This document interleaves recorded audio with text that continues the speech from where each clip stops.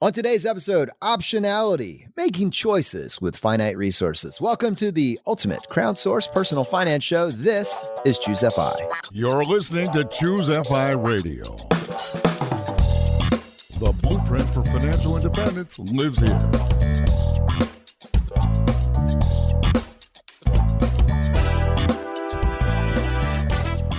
If you're looking to unlock the secrets to financial independence and early retirement, you're in the right place.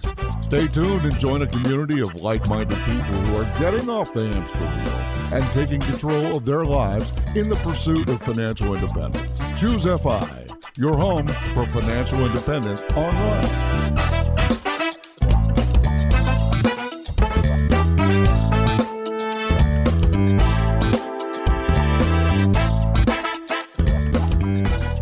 All right, guys, very excited to dive into this week's episode. And to help me with this, I have my co-host Brad here with me today. How you doing, buddy? Hey, Jonathan, I am doing quite well. Yeah, life is going good. It's pretty cool. We have the pool open, which is always a big part of our year and our summer, certainly. So that's good. It just feels like a lot of good things going on. I've got a out-of-town family coming in this weekend. My brother and sister-in-law are having a baby shower, so we're going to that and actually hosting that, which should be fun. So yeah, it's just good stuff all around. I tell you, man, summer always just puts a smile on my face. It's like, all right, leaving the winter behind and moving on into the good times. And you know, when it gets hot outside, you spend a little bit more time at the pool and everything evens out. That Virginia humidity just fades away as an added bonus. It is pretty wild. It's, just being outside. Like we've talked about, we had an episode about that about a month or two ago. Just literally being outside makes you feel better. And especially you see people you haven't seen in 10 months. You're outside getting some sun, going in the pool. It just feels good. It's funny. My wife actually has a sign that it's still in our Amazon wish list card on the 72-hour rule right now. But she's thinking about getting it. It's like a sign to neighbors saying, "Pardon our weeds, we're feeding the bees," something like that, right? And it's kind of like a nice way of saying we're trying to use less chemicals on the yard. But one of the added bonuses of kind of moving towards this approach, there's two things. One, you have more weeds. And so we're spending more time digging them out with certain tools, mechanical removal, right? Which is actually incredible. When you see some of this like Bermuda grass that creeps in here in Virginia or some of the nutsedge and all the other things, when you actually mechanically remove it and you see how deep it goes, you're like, man, this is crazy. And I can't imagine a chemical actually getting deep enough to actually do anything about this. It would have to have some pretty crazy stuff in it. But anyways, sidebar, the real thing is we have been going outside a lot more. In fact, I've been encouraging my kids to go outside a lot more just in their bare feet, like without shoes, like without fear of that or counseling them not to. My daughter put like some sort of weed or flower in her mouth, and I didn't immediately say, no, just because, getting outside, spending more time in the sun, spending more time in nature, it's just good for you on so many different levels. And yeah, we've really been enjoying it. That's awesome. Hey, you mentioned really quickly in passing the 72-hour rule. And I feel like that's something circa 5 years ago we talked about on the podcast with a guest. Can you refresh everyone's memory on that? Yes, but I got to put a caveat beside this because I heard a secondary conversation around the same thing. Ooh. My wife's talking to her son, Zachary, and she's explaining to him the 72-hour rule and how effective it is at allowing us to, all right, so first off, explanation, 72-hour rule introduced to us by Frugal Woods was this idea that if you can put a little space between an impulse that you want something and the actual decision to buy it, you'll minimize buyer's remorse. And if something makes it through that filter, you're much more likely to appreciate it or to enjoy it as opposed to just being another box that's on your front porch. All right. So the 72-hour rule, can you wait 72 hours between impulse to purchase? Okay. So now my wife, for whatever reason, is explaining to our son what the 72-hour rule is. And she's like, and we use that, just to make sure that we don't have, this is a big term, Zachary, buyer's remorse. And, mommy uses it a little bit better than daddy does. But no surprise there. So I was like, guilty. But yeah, it is a highly effective tool. And there have been things that have not made the cut. And, it could be quite simply like you find something better. For those of you that are going to get something, the 72 hours could be a way for you to make sure you make the right purchase. I had someone that was, they were cleaning our gutters and then they immediately offered to give us a quote on gutter guards, which seemed like they could potentially be a good option. And then he showed me the product and right there, I'm tempted just to say, hey, that sounds like a good price. Let's do it. But the guy was in a hurry and he's like, all right, well, just let us know. And because he said that, I was actually relieved, right? The opposite of high pressure sales. And I got to do some research. And the one he was proposing, had a lot of bad reviews. And so maybe there would have been buyer's remorse if you have, this $1,000 or $2,000 or multi-$1,000 product put in and it doesn't do what you intended it to do. Or you could make this one-off alternative that doesn't cost nearly as much. These types of things, if you can just put a little space between impulse to purchase, there's not only the money that wasn't spent, but whatever money you do spend could potentially go farther. And you're making purchasing decisions with more intention. Yeah, I like a lot of the lessons you just built in there, right? It's first that space between stimulus and response. Dominic Cortuccio has brought that up from Viktor Frankl's quote, the famous quote. And just anytime you can do that in life, right? It's so easy to react. And sometimes the difference between having a good outcome or succeeding in life is just literally putting that little bit of space there. And you're describing a situation. It's funny because I'm picturing my wife, Laura, listening to this episode and almost yelling out loud about me and the mulch when it comes to this last second, you need to make a decision on the spot. So we always have these guys come to our door. Hey, your yard looks nice, but it could look better with this mulch I have right here in the truck, right? Or in the neighborhood. Exactly. And for whatever reason, maybe 2 of the last 4 years, I've succumbed and said yes. And it looks nice for a couple of days, but it's fairly expensive. And frankly, it's kind of fun if you're into the mulching to do it yourself. Laura and I actually tried that this year and it felt very rewarding. And it was a fraction of the price. And like I said, we were outside. We were actually spending time together, doing something that was kind of interesting and physical. It was great, And you also mentioned in there about doing your research, right? And obviously that's not the case with the mulch other than the price. So this breaks down a little bit here. But in that case, right, if that guy had kind of kept at it a little bit with those gutter guards, you probably would have just capitulated and said yes. He has no idea how close he was. Probably 2 more sentences away. And you would have done it. And maybe you would have went back and researched after and been pissed off at yourself. But regardless, you still might put those gutter guards in now, right? But you're doing it from a place of rationality and you've had time to think about it. You've had time to, if you do decide to move forward, you can make the right decision. You can call around and get quotes. All of these positive things happened from you not saying yes in the moment, right? And think about how many vices we succumb to, right? Or just bad things in our lives because we say yes instantly without thinking. Yes, there's some wise thoughts in there to ponder and hopefully to implement for those of us that embrace the idea of taking action. So it's amazing, as I'm listening to my wife teach our kids concepts that I believe at an intellectual level are important and at various points in time have really leaned into and other points have gotten lax on.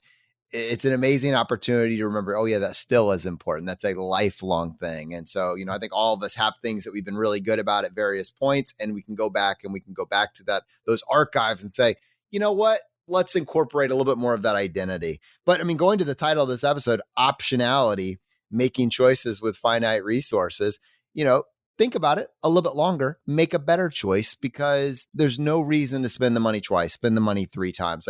Money represents your life energy.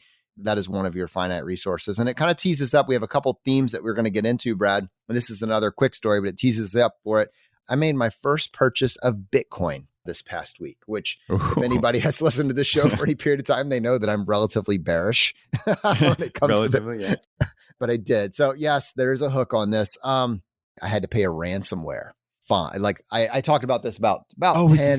This is that same thing from 2 months ago or 3 months ago? Yeah, 2 months ago, I got hit by a ransomware and it gobbled up and encrypted a lot of files. Not all of my files, but I took some time and I quarantined it and I set it aside and I tried to figure out, could I live life? And it turns out I could. But then as I did, more research into what was in those encrypted files, I was like, they got stuff I really want. They got something that I really want back. And there's no solution forthcoming.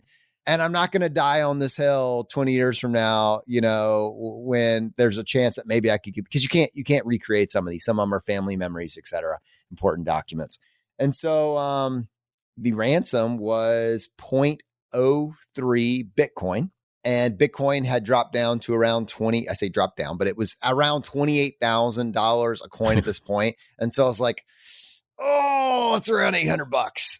Oh, and so I was just doing the math of how much work I was trying to do to make sure this never happened again and how difficult it would be or whether it would be impossible to get those files back. And it turned out it wasn't. So, as more time progressed and there was no solution forthcoming from the ethical hacker world, I was like, all right, fine. So I was going through this process of like, and here's the thing. Are they going to give you your files back? Right. Yeah, I mean, these are hackers and ransom These are people of questionable morals. Are they going to give me my files back?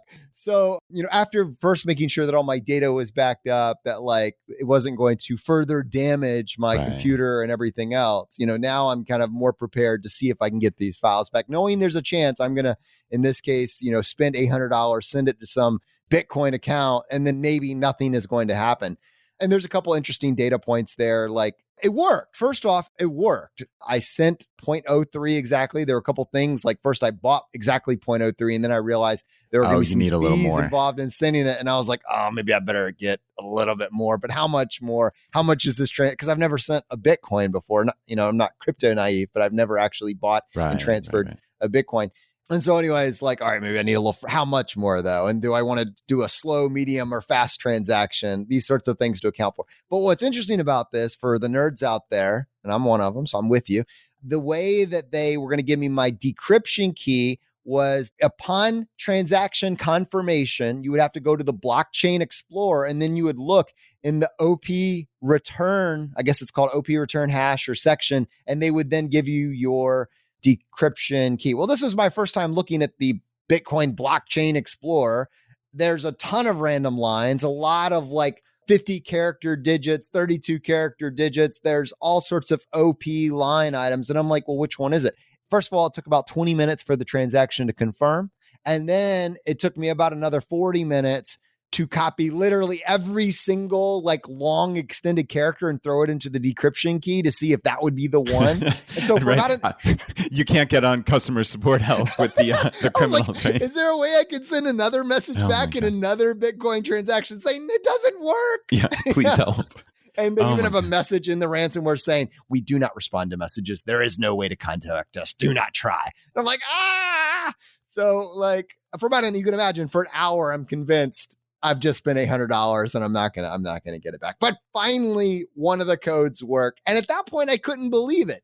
These are hackers with questionable morals that were ethical in actually giving me my files back. So there's a little aspect of like Stockholm syndrome where I hate them. But at some level, I'm kind of grateful that they followed through and they delivered my files. Wow. All right, that is quite a story, and obviously don't want to belabor the point on the Bitcoin side of it, but I'm curious, so again, like lessons, and I know you talked about this a couple months ago, but some quick takeaways for internet and Wi-Fi security. If maybe there's just one or two you could refresh everybody's memory, and also would using a service like Dropbox, would that have helped if you, like I'm thinking about my own, like how I deal with my own files. I use Dropbox, and then I save all of my files to a thumb drive. Every, let's say, month or two, I actually have a task in Todoist, which, as you know, I love, and I put everything in there. So one of my tasks in Todoist is to copy all of my files onto a USB drive and then throw that in my fireproof safe or safe deposit box, whatever it may be. Would that have helped you in that scenario, or is that totally beside the point? Yeah, that's a great question. And I think, first of all, what you are doing sounds wonderful. I think the large key here is consistent backups of important documents. I think it depends on kind of who you're talking to, how complex you need to get. There's like those of us that have a server with terabytes of files potentially from production and everything else. And then there's those of us that have a personal computer. So, let's go the personal computer side, because I don't think most people have terabytes of Choosify video on their computer, right? Exactly. So for the majority of us, you can get a 1 terabyte USB 3 drive for, $100, $150, something like that. That could pretty much cover all of your important documents off your C or D drive or on your Mac, the stuff that you use there in the various folders. I think regular backups, maybe once a quarter, if you're reminded via an app like Todoist, would just be an incredible level of peace of mind. And that USB would not stay plugged in. It would just be offline. Honestly, that's about as good as it gets, right? I mean, just as a base level, get yourself a USB drive that can be, plugged in and is removed offline when you're not doing the actual backup. And I think you're going to be exceedingly happy with that. The one other basic step that I think I would take, just because I wasn't aware of what a gaping hole I had in our system security, and we're being teed up for it. Like, we have Verizon, and it is a known vulnerability that you should not have UPnP turned on your router, apparently, if you look at any internet security. And it was just turned on by default on my Verizon, router. That was just left on. And I think Verizon even had a lawsuit over this a while back, but I don't know. I would just say, in general, you should check to see if UPnP is turned on your router, and you should go look up a tutorial on how to turn that off. That just seems like that is going to dramatically decrease your risk, and it is worth the tutorials that you're going to need to watch on your various servers just to confirm that it's turned off, and if not, actually turn it off. I did learn, there's a couple other things for the people that are, getting more advanced. Like, for instance, on my server, I was backing up for the type of corruption that I was worried about was a hard drive failing on my server. And so I had all sorts of raids set it up so that if one hard drive went down, other hard drives would still have all of that data.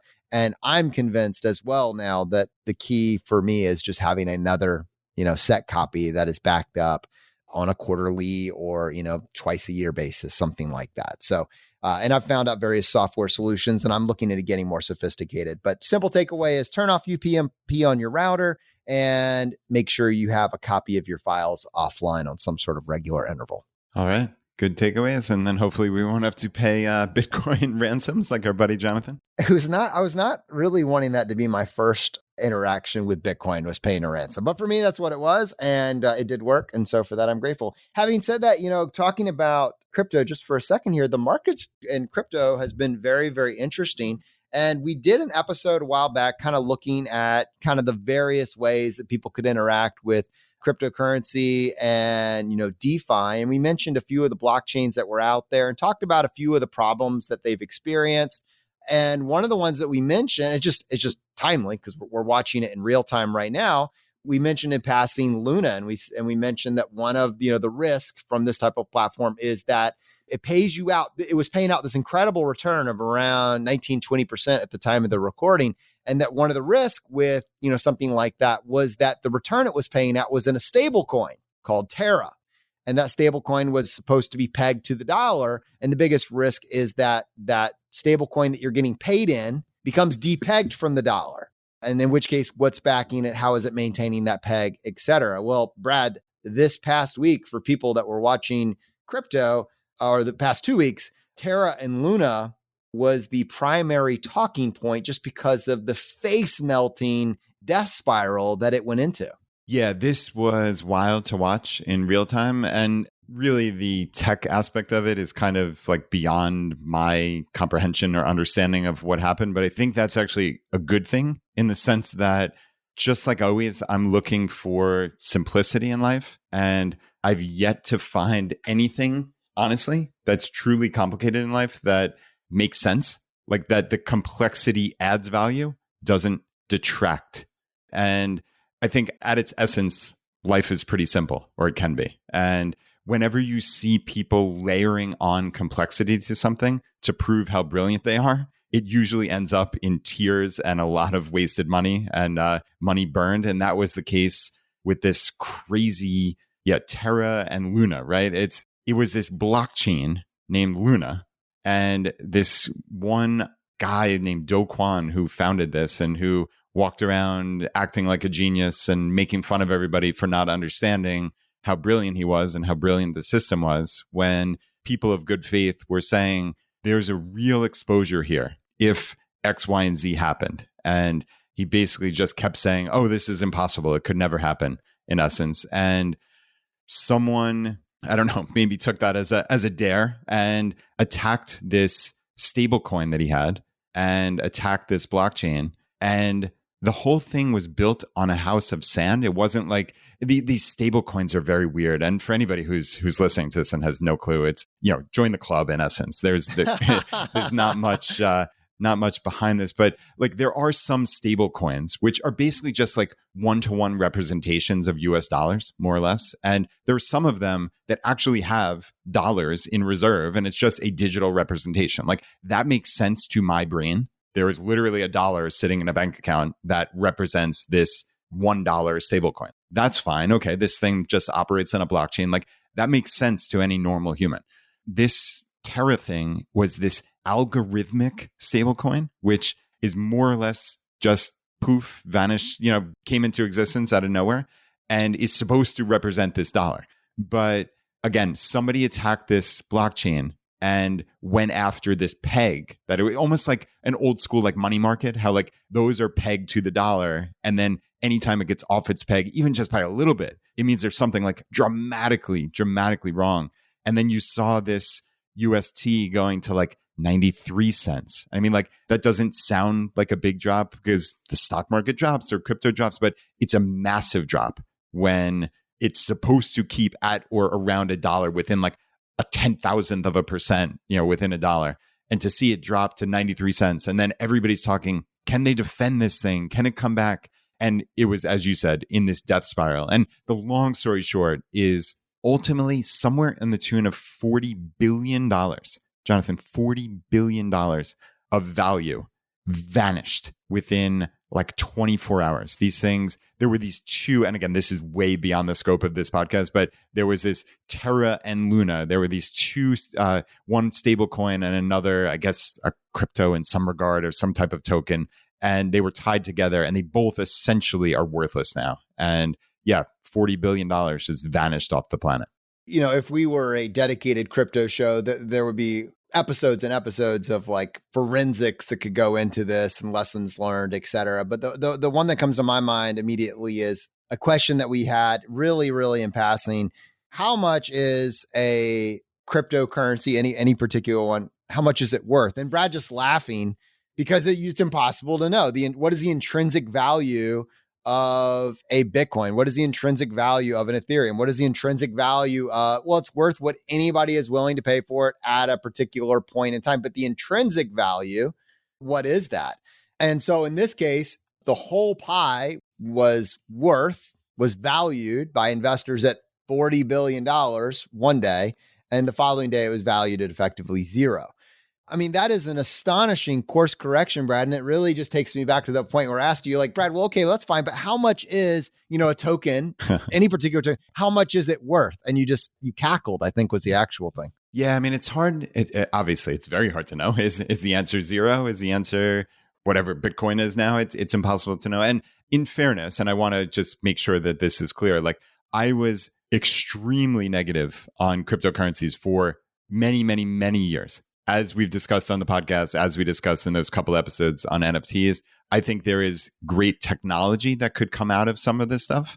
I have no reason to believe that any particular cryptocurrency now is going to be worth something. I see, like I mentioned on those episodes, I see a lot of activity on the Ethereum blockchain, but that's not to say 2 years from now, there could be no activity. It could be a dead block. Yeah, I have no way of knowing. That's what's so confounding about this.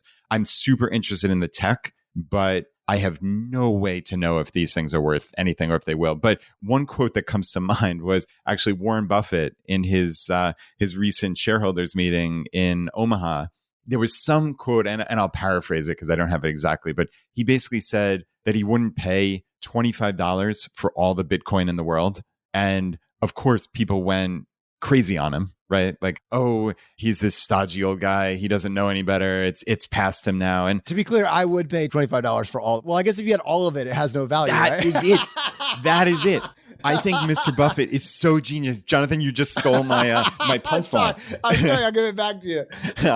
I think that's exactly his point. It's funny. Like I'm on a crypto, I get a newsletter and they wrote that in there and I literally responded to it with precisely that. I basically said, like, I think his contention is that if he owned all of the Bitcoin in the world, it literally is not worth $25 because there is no intrinsic value to it. There's nothing. If he just hoarded it all and it was obvious that he wasn't going to sell, it is literally worthless. Yeah, There's you're right. no intrinsic value. So that's the long end around to answer to your But question. you're just, and maybe there's some aspect of that. I'm just even thinking like, what does that mean in terms of the store of value versus the utility argument? Like there's something there. Now, I guess you could say the same for gold. Like if one person has all the gold, it's the same thing. It has no utility. And almost in order for utility to occur and in order for a store of value to work, it needs to be spread around. There's something very, very interesting. Like a network effect. And it's funny because what you just said ties into like the utility of another famous Buffett quote that I'm going to paraphrase here since I don't have it pulled up. But in essence, when he was talking about gold, right? How many times have I said this quote on the podcast? He said something to the effect of, if you had all the gold in the world and you collected it into one spot, it would fill like a cube 64 by 64 by 64 or something like that. And it would be kind of cute to look at. Or you could have all of the farmland in the United States, plus I think he said something like 20 Exxon Mobils just for pocket change to throw around, right? And it's like, which would you rather have? Would you rather have this quote unquote store value that's sitting there in that big cube doing literally nothing, or have all the productive value of all of the farmland in the US plus, fill in your blank. It's kind of an antiquated with the ExxonMobil, but fill in the blank of whatever company or 20 companies that actually produce things. I think that is his entire point in a nutshell, is this is why it's hard to argue about, okay, what's the value of something that doesn't produce anything, doesn't have cash flows, that you're not just speculating on. I mean, right, Jonathan, we could spin this off into anything, into real estate. If you're just buying something to buy and flip, right? Like the piece of land that I bought 15 years ago that was stupid and speculative, right? And I rightly got punished for it. Or if you're buying a single family rental that has a very specific business case and I've run all the numbers on it and I have my reserves for capital expenditures and repairs and maintenance, and I have my percentage that I'm paying to management fees, et cetera. And there's still a profit, and that profit percentage I've adjudged to be acceptable versus my other investment options. Okay, well, that is a well thought out plan, right? And that's akin to what Buffett is talking about here with all the farmland in the US plus fill in the blank of 20 companies. It is amazing the levels that you just unpacked with Buffett's quote there, especially with regards to all the Bitcoin for $25. He 100% knew what he was saying, and he 100% meant every single word of what he said in that context. Very, very interesting. Yeah, he's just a genius. And every time people try to question him, Buffett is a genius. And it doesn't mean he's infallible. Obviously, as he talks about in his shareholders letter every year, he makes mistakes just like all of us do. But yeah, that's what's so interesting. Like, obviously, I would pay way more than $25 for one single Bitcoin. But for all of the Bitcoin in the world, I probably wouldn't pay $25 to his point. Because you could get all the Luna in the world or all the Terra in the world for about $25 right now. Yes, you could. Hey, this is Andrew from the Choose FI team. I hope you're enjoying the show. We're going to get right back to it after these quick messages.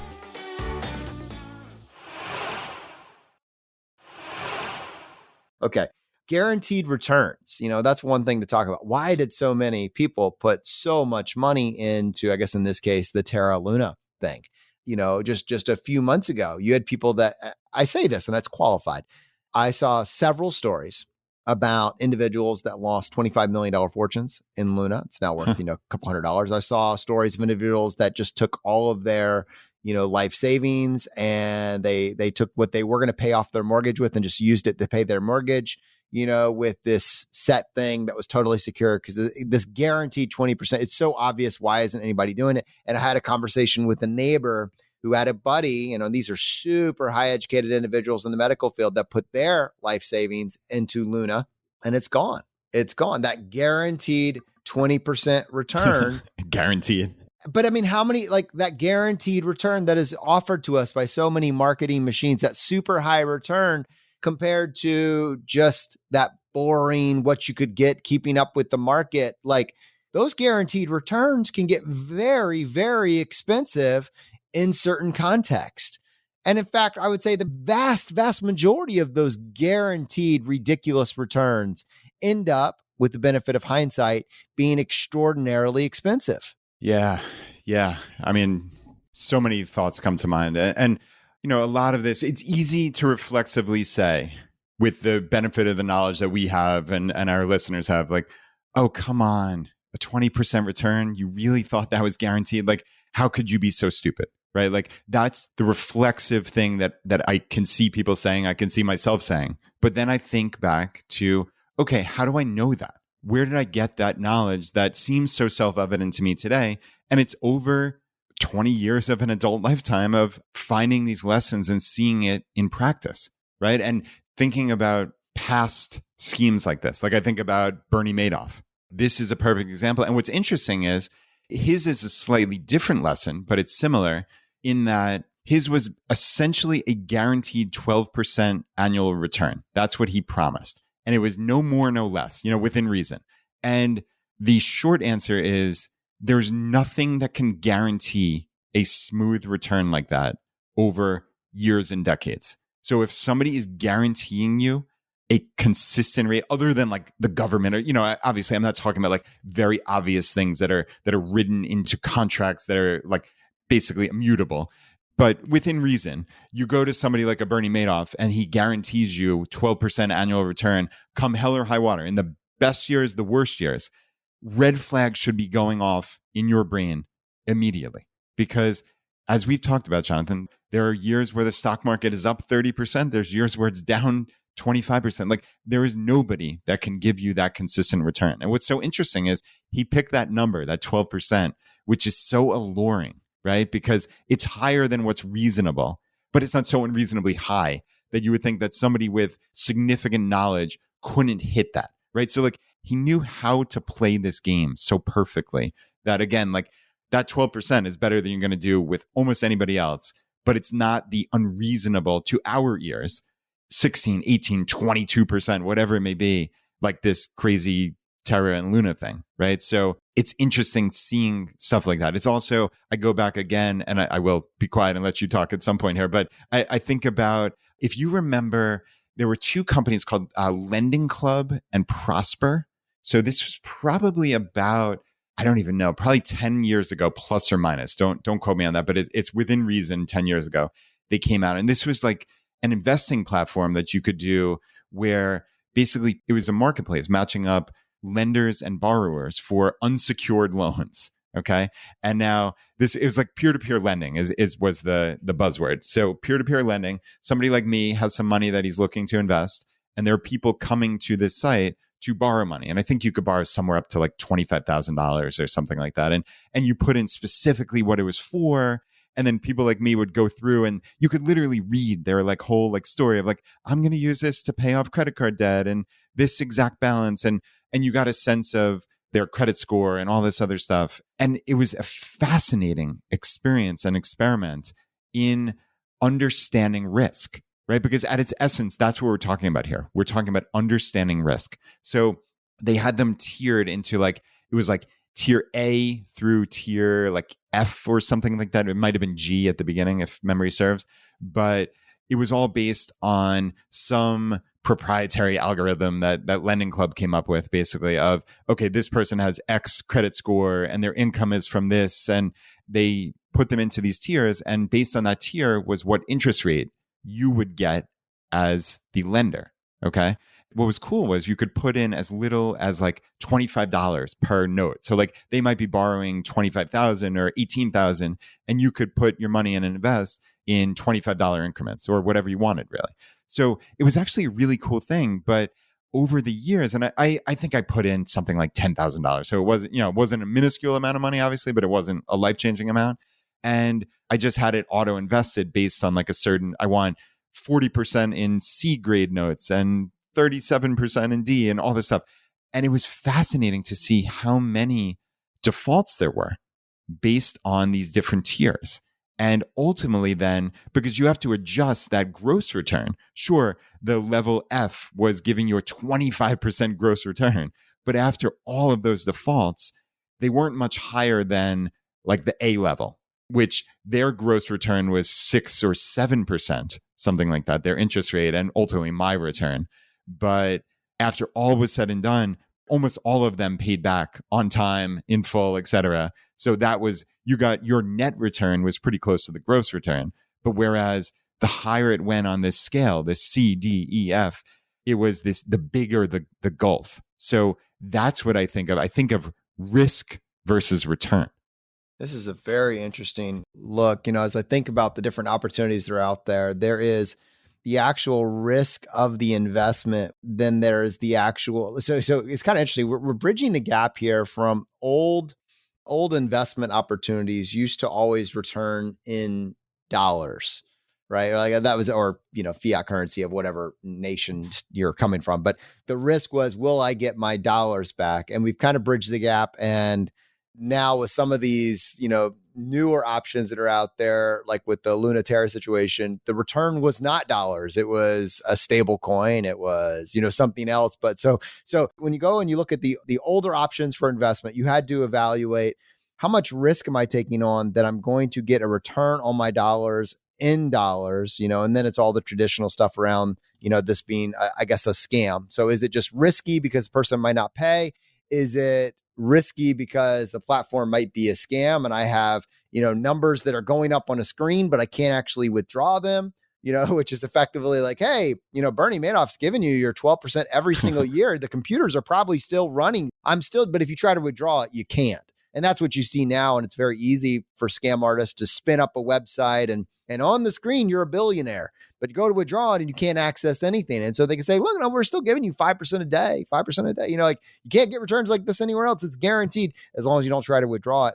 But then the other aspect of that is, let's say you can withdraw something, or what is the return you're actually getting? Is it in, dollars that you can spend, or is it a guaranteed return of something else? Like in this case, it was UST, which was a stable coin that theoretically you could convert to dollars, but the value of that went to a death spiral and it was sinking down to, it went from 1-to-1 to 100-to-1, 1,000-to-1. It has no value.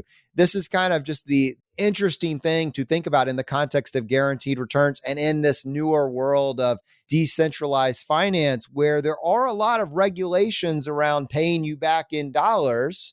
So to avoid that, quote unquote, many of these platforms will instead offer you a stable coin or something else that you can then on your own, incentive or timeline, then convert back to dollars. And so guaranteed returns, while they sound very appealing, it's really interesting to think about, what am I getting returned in? Am I getting paid back in the unit of currency that I put in? And what are the implications for that in terms of how it can actually go wrong? One of the ways to defend yourself against this is to, one, just be aware in this new complicated world that we're living in, how these scams can perpetrate, how easy it is to mock them up, and how they can go wrong by listening to stories like maybe we just talked about. But then two, stay focused on your goals. And I think when we titled the episode Optionality, any decisions that we make, especially financial decisions, are to preserve our options, to allow us to make a better choice down the road. When we make the choice, in many cases, to save in retirement accounts and pre-tax retirement accounts, we're preserving the option to make the choice around what sort of tax burden we want to incur later based on information that we have at the ground at that particular point in time. That's an option that we're making.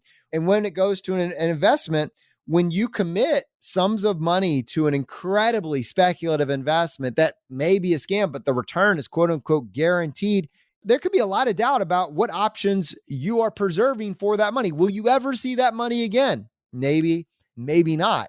It's great that on the computer, it's telling you you're getting a guaranteed return, but when it's time for you to get back 100% of what you put in, which you have to make more than that for it to actually be a profit. If you put in $100,000 and the first month you made $2,000, well, if everything's above board, you can say, great, that's 2%. But in a reality where you think you just stumbled on a secret to the universe, that might just be 2,000 of your 100 and you could say goodbye to the other 98, right? I mean, this is just the realities. You've lost the option to make a decision with that money later. And so having that just as this extra, the 72-hour rule, right, Brad? This is bringing it back. Having that space between a guaranteed return and an investment decision can be an incredibly valuable thing. Yeah. Yeah. And there's very few secrets to the universe, as you just said. If you think you've found the one genius thing that nobody else has caught on to, and this is a guarantee, you need to really start checking your assumptions, because as evidenced by my very simplistic, but I think it's a broadly applicable lesson with that Lending Club thing, is higher return there's always going to be more risk. That's just the way that it works. And you need to consider that. So like in my mind, and everybody has their own like heuristics for how they go through their lives. And I'm not here to say the percentage that I look at as, okay, this is gets my like spidey sense tingling. That's kind of like how I think about this is like anything over realistically like 10% return. That doesn't mean there aren't investments that return higher than 10% that are legitimate. But once we're talking about getting over 10%, I start to really question, like, how is this possible? So again, that's the line of demarcation for me where I start realizing, okay, I need to put way more time into researching this than if, okay, this is a 7% return. And, obviously, just like Madoff trick people with looking at those things, that's not to say I just blindly throw my money into anything that's giving me less than a 10% return. Clearly, hear me that I'm not saying that by any means. But it just, again, it's that spidey sense of there aren't that many investments that are reliably over time, over a significant amount of time, going to return you more than 10%. So there are some, but for me to find them, I need to do some real research.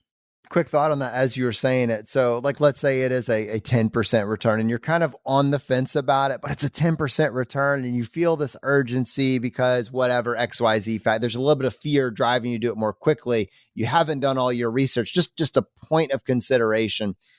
If you were to make this incredible 10% a year and compare and contrast this to your savings account that's like 0.02%, but it's 10% and it's guaranteed. Do you realize like we can use, again, another 72, the rule of 72, right? We can use the rule of 72 to say it's actually going to take you around 7 years to get all of your money back. So if you're questioning, how is this possible? How is it sustainable? You're like, I think they could do this for at least a year. Well, just recognize you would need that to double your money, which is probably what you had in mind. You would need that to last for 7 years, And do you think that is going to be able to stay guaranteed for 7 years? If the answer to that is no, you're like, well, I'm going to pull my money out after whatever. I only need this for the short term. Are you going to be able to? Are you actually going to be able to get your money back? And again, all of that to say, you can keep it simple. And if you have a long-term mindset, it changes everything because it's like, all right, well, what does history tell me about the long term?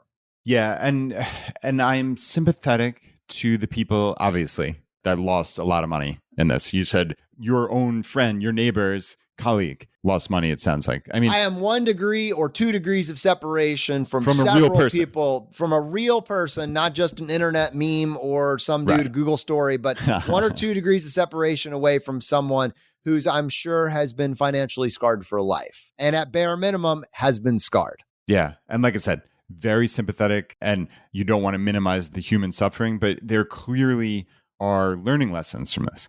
It sounds so obvious now with the benefit of hindsight, but all your eggs in one basket with an algorithmic stablecoin that was invented out of thin air, putting significant amounts of your net worth in there that is earning 20%, guaranteed, quote unquote, right? Like there are so many red flags just in that one sentence that it should be, again, with the benefit of hindsight, it is so obvious that this is not something you should put all your eggs in one basket over. But even with a little bit of, again, that space, right? That 72-hour rule that we're talking about, that little bit of space, the little bit of research. Jonathan, this all ties back to what we've been talking about the whole episode. Like if you realize that there was nothing underpinning this quote unquote stable coin, other than this algorithm that invented this, and there's this supposed peg between this one thing that this genius came up with, right? Like, and I say that word very loosely, genius here. Like, would you put hundreds of thousands of dollars into this?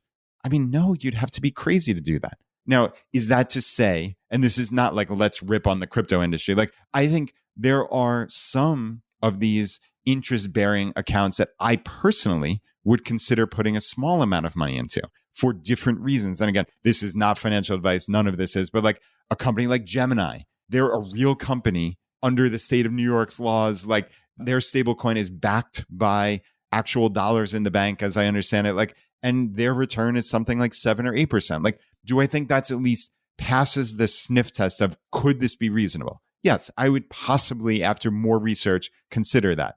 Would I consider, BlockFi is another one that, though they've had some issues. Like, along the same lines of at least reasonable and worth further scrutiny. But for me, again, the red flags of this is based on an algorithm. It is guaranteeing 20%.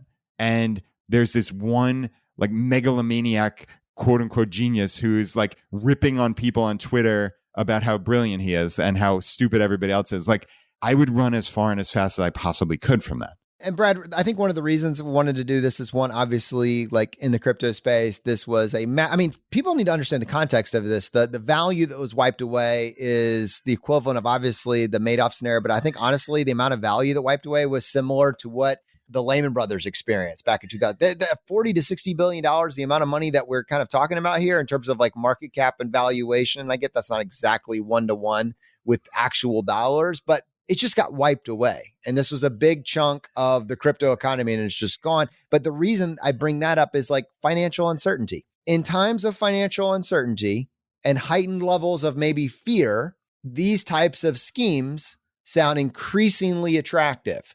And not just this thing, but like, similar circumstances. Lots of opportunities are presented. Hey, you can escape the fear and you can come over here. And we have a safe place. You're going to get this guaranteed thing. And I think just having that healthy skepticism in place, that space between stimulus and response is very healthy for you. It's healthy for me. It's healthy for us just to have that conversation. And, that doesn't change the fact that, we're seeing higher prices at the grocery store. We're seeing higher prices at the pump. We're feeling financial uncertainty and we're hearing that mirrored in the news. This is potentially when you're the most vulnerable to look for this guaranteed high return. If you can just have a healthy skepticism, and then 2, on top of that, you can remember your why. I want to preserve my options. That can help us when it comes to our investments, but it doesn't need to be limited to that, Brad. It's really more of like a way of living our life and making, just general financial decisions. Yeah, no, you're absolutely right. And what you said there was so important in terms of like, we are extremely vulnerable when these emotions, especially fear, is running rampant, right? And you look for things that maybe your rational brain would just dismiss out of hand normally. But when things are just nuts and you are scared and you're seeing all these horror stories in the news, like sometimes you do succumb to that fear, right? And I understand that on a human level. And I look back to simplicity, as we talked about here in this episode, that is a guiding light for me. And I also look for options. How can I build options into my life? And I think of this in terms of the very small, the ultra micro of, no joke, like literally when I'm driving the car, like I think about, okay, here are my different options to get home. And if this traffic light turns red, like what are my options? Like I'm just thinking it's like a fun intellectual exercise, and I feel like it keeps my mind agile. Hopefully it doesn't stress me out more, but like that's the kind of thing, like the ultra ridiculously stupid micro up to the macro of something like a mortgage, Jonathan. And I actually wrote this in the 5-weekly newsletter this past week, but in terms of the term, so many people, especially in the FI community, we want to pay our mortgage off real quick and we refinance, and you get a 15-year term, or you get as short a term as you possibly can because you can afford the payments, right? And you're saving a ton of money. Why wouldn't I do this? And it's interesting because my wife Laura and I have actually taken the other way on this. Every single time we've refied, we have actually taken a 30-year term. Every single time, regardless of how many years into our existing mortgage we were. First off, because we can talk about this on another episode. I think this is worthy of additional scrutiny of people talking about, oh, I reset the term, so I'm back to square one. I'm paying all this interest again, and I think we may have done an exercise on the podcast of this, Jonathan, but we should definitely do it again in terms of that's just not true. If you go back to paying the exact amount that you were paying prior, and your interest rate had gone down, you literally are at the exact same point in the amortization schedule. So it doesn't set you back. I'm here to say, like, to debunk that entirely. Like, that's just not true. So that's really, really important. And like I said, it's worth us diving into. But I made that decision based on just looking at its cost benefit and its options. So what is the only discernible difference between the 15 and the 30-year locked in terms? It's a small interest rate spread, right? So you pay a lower interest rate on a 15-year term than on a 30-year term. This is in 99.999% of cases, right? But it's usually a tiny little spread. I've seen it as small as like an eighth of a point or a quarter of a point. And that then is the decision for me. It's, okay, do I want to lock in a 15-year term, which by definition comes with a higher guaranteed monthly payment? Or do I want to have options and be able to do that myself? Because, right, you can always add additional principal and pay it off in essentially the same 15 years, but on your terms, right? So if something happened, if you lose a job or whatever, just life is lumpy, as we talk about. If something happens and you want to pay it off slower, you have those options, right? And what are you giving up for that? The only thing you're giving up is that tiny little interest rate spread. So I'm not saying that's nothing, because that's going to amount to a certain amount of dollars per month that you're guaranteed to pay extra in interest.